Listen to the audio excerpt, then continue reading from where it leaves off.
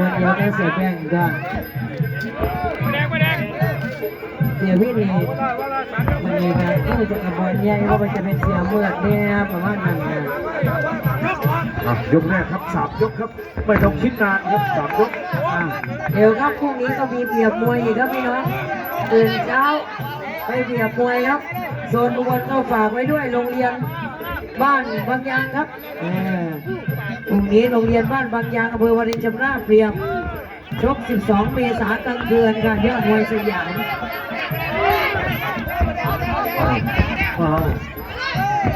ไม่ใช่โรงเรียนไม่ใช่โอ้จะมี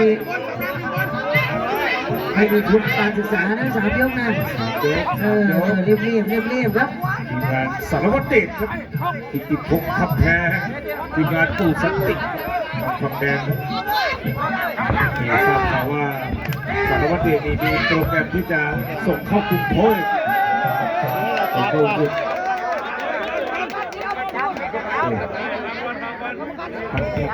เดี๋ยวรอดูนิดแป๊บนึง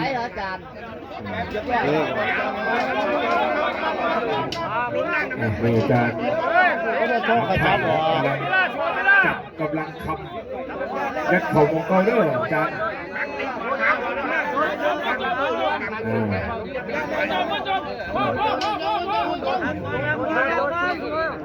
ผู้มวยมันไม่ได้เข่ามันน่าจะแพ้ต้องขอโทษขอไปนะไม่ได้เข่าดูนะเตะเลย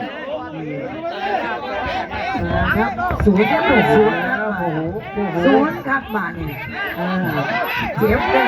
ครับเลยรับจังไก่ชนมันก็ไม่ยอมแพ้นะมันก็ไม่เป็นมวยหญิงครับ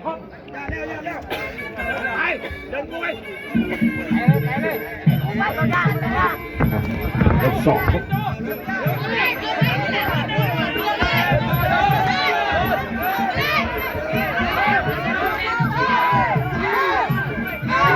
ดูแล้วเกี่ยวดูแล้วยก2มวยเล่าก็ไม่ทำมา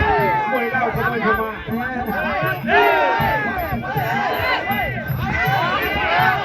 อย่าหลับตา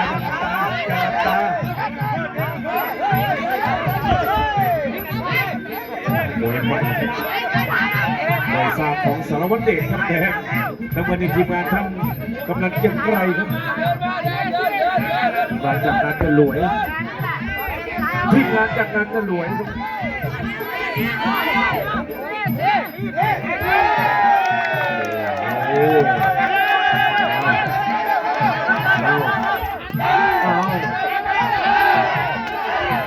ทีมงานก็กระตุ้นแล้วครับ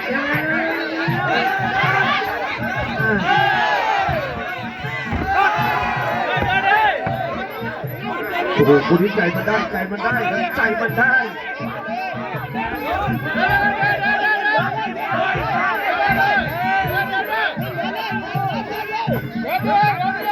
ครับต่างคนก็มาแข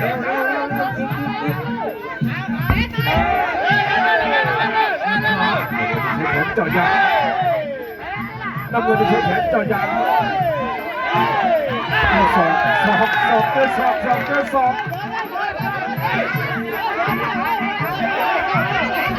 งแล้วโอ้ยลุกคุณหมอสนิทกว่าคุณหมอเลย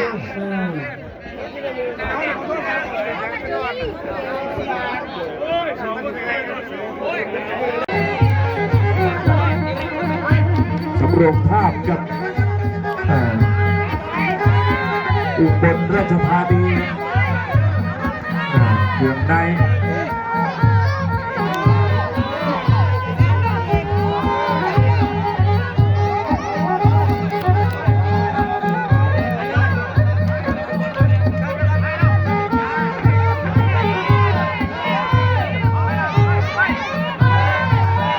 1,100,000เมตรเหมือนกัน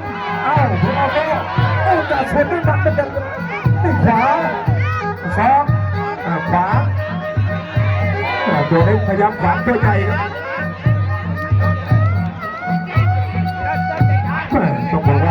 ซึ่งคุณเข้าจีมหากุศลครับแฟนต้องจับเลย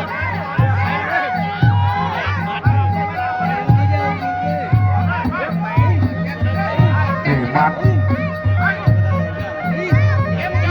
ออกอาวุธเลยโอ้ยมันขวาแล้วซอกขึ้นมา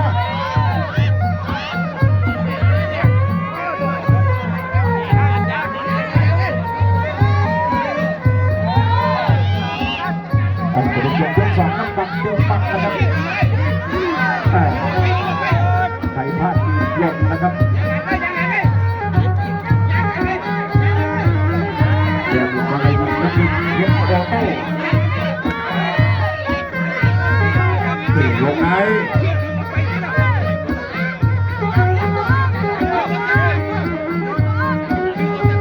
ครูน้อยป๋าเอกฝั่งน้ำเงินหมดยกที่2นะครับประพบกุลาเบียโพสีด้วย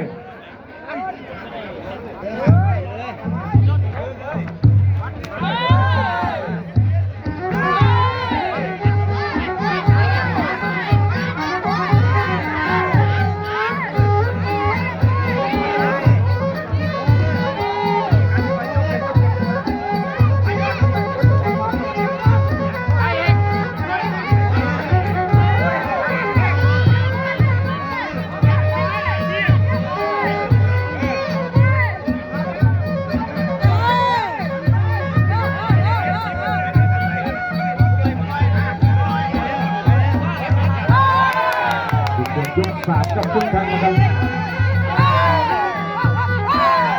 เดินติดมาลายยุนครับแล้วก็มีเพชรโมโน่ใน4,000นะครับคุณทาง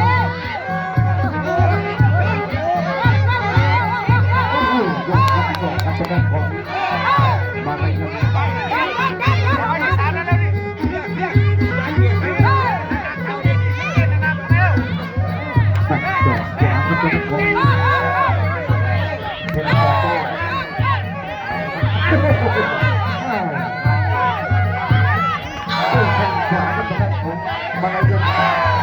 ครับเล็กดังเล็กเกี่ยวนะครับลูกสาว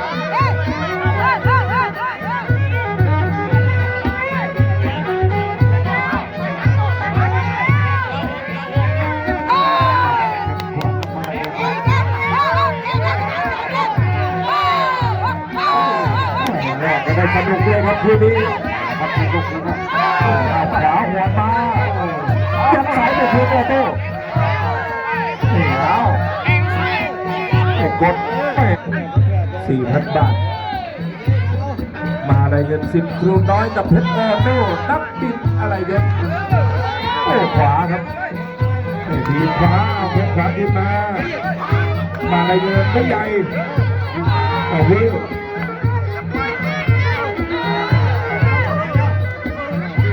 เข้ามาเสียบซ้ายตัวอย่างงอนะตัวจะงอเชิญไว้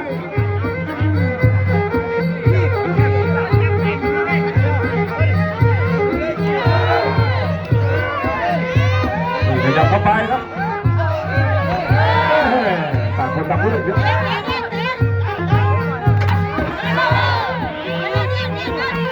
แทงกลับมาสองเสียบซ้ายยืนไม่ยืนยับขวาซ้ายไปกับซ้ายมาแล้วยืนติดที่มือปราบแล้วกัน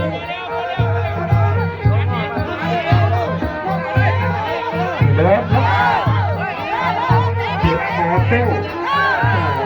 นี่ก็ไม่ค่อยได้เกียรติเรือบ่อยเหมือนกับเกียรติธรรมดา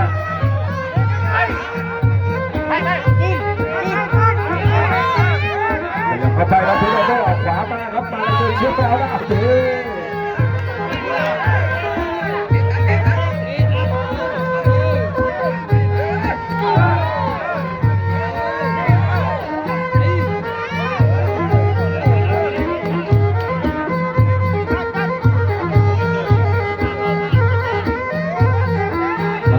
ยก4ครับแดงมาในนั้นนั่นกันเพียงออโต้4,000ก็เป็นต้องต้องเดินยางไว้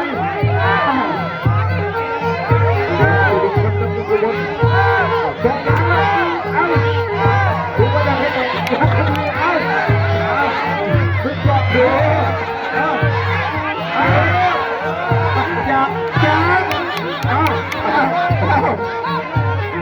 ยังฉายาอะไรพี่ยาตาดิจะไม่หนีนะ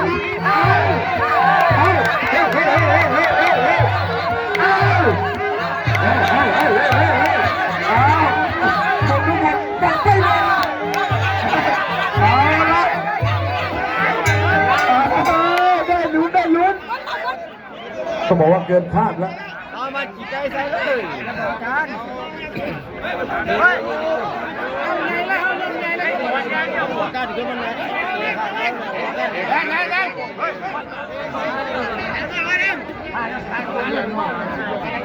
แม่เขาบอกเกินความเจ็บปวดแล้วยก5 ยกสุดท้ายแดงมาลายเงินน้ำเงินเพชรออโต้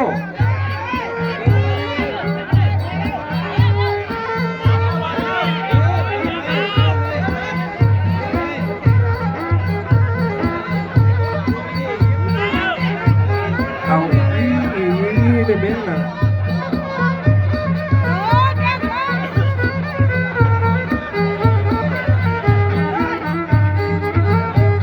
ส่งสัญญาณเลยนี่เจาะยางเบาๆนี่จะไปเจาะเรนนี่มันจะแรง